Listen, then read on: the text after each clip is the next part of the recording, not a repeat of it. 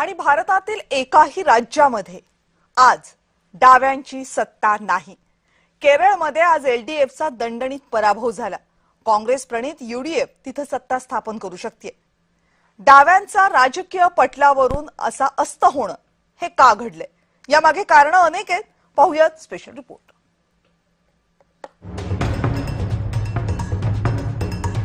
केरळचे मुख्यमंत्री पिनराई विजयन यांच्या नेतृत्वात एलडीएफचा दणदणीत पराभव झालाय।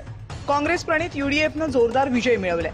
त्यामुळे देशातील एकाही राज्यात आता डाव्यांची सत्ता उरलेली नाही।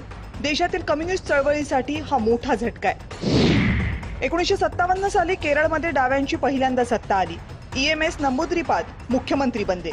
लोकशाही मार्गाने डाव्यांचे सरकार बनल्याची ही जगातली पहिलीच वेळ होती। त्यानंतर 1877 मध्ये पश्चिम बंगालमध्ये माकपची सत्ता आली। ती पुढे 34 वर्षे टिकली। डावे 2004 ते 2008 या काळात यूपीए सरकारचा भाग होते। त्यानंतर मात्र केवळ केरळमध्ये डाव्यांचे सरकार उरलं होतं। मुख्यमंत्री पिनराई विजयन हे अत्यंत पॉवरफुल सीएम मानले जायचे।